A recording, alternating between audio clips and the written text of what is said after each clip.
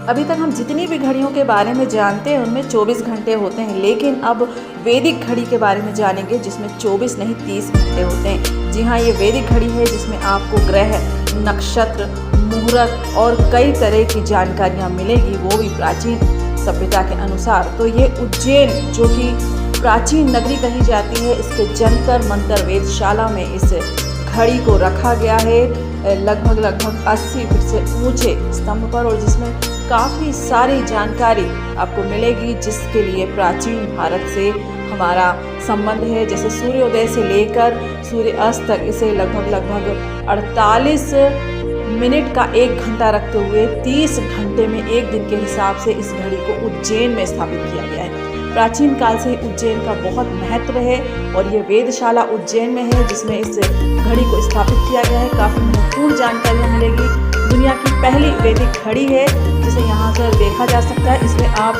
काफ़ी सारी जानकारी ले सकते हैं। तो आपको बता दें कि इसमें ग्रह, नक्षत्र, तिथि सभी की जानकारी आपको मिल जाएगी। इसमें समय के साथ साथ आपको काफ़ी सारी जानकारियाँ एक साथ मिल जाएगी। ये GPS से जुड़े होने के कारण वहाँ के सूर्य उदय और सूर्य अस्त को देखते हुए सभी गणना करेगी, तो हम इसका उपयोग कहीं भी कर सकते हैं।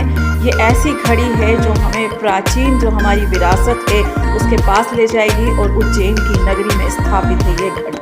इस घड़ी में 1 बजे की जगह पर ब्रह्मा लिखा हुआ है। इसका अर्थ होता है कि ब्रह्मा सिर्फ एक है, और 2 के स्थान पर लिखा अश्विन लिखा हुआ है। अश्विन कुमार 2 पुत्र है, नक्षत्र और दशत्र। नक्षत्र सूर्योदय और दशत्र सूर्य अस्त का प्रतिनिधित्व करते हैं। तो काफ़ी विचित्र घड़ी। 3 की जगह त्रिगुणा लिखा हुआ है जिसका अर्थ है कि गुण 3 प्रकार के होते हैं, सतोगुण, रजोगुण और तमसोगुण। तो ये प्रकृति को बताते हैं जीव की। इसके अलावा 4 की जगह पर चतुर्वेदा लिखा हुआ है। चतुर्वेदा जिसका अर्थ होता है कि वेद 4 हैं, ऋग्वेद, यजुर्वेद, सामवेद, अर्थवेद और हिंदुओं के धार्मिक ग्रंथ हैं। तो बहुत महत्वपूर्ण जानकारी देते हुए इस घड़ी का आविष्कार किया गया है।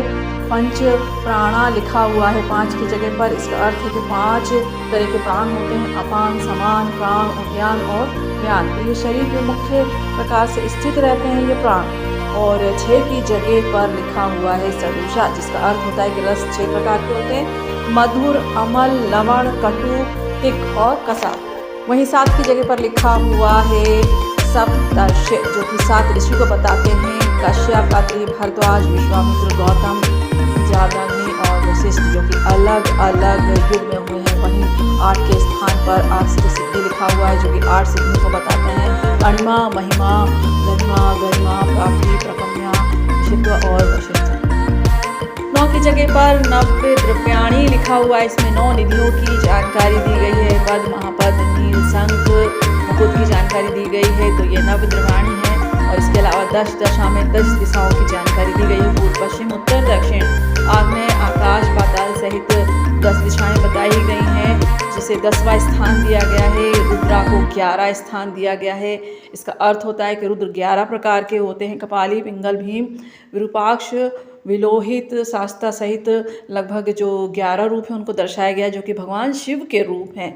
तो इस तरह से इस घड़ी में अलग अलग रूप दिए गए हैं। आदित्य को 12वां स्थान दिया गया है जिसमें सूर्य के 12 प्रकार होते हैं जिनकी जानकारी दी गई है, जिसमें अंशुमान, आर्यमान, इंद्र और धातु, पंतजन, पूषा, भग, मित्र, वरुण, सूर्य, विष्णु इनकी जानकारी देते हुए ऋषि कश्यप और अतिथि के पुत्र हैं जो देवता हैं। तो ये 12वां स्थान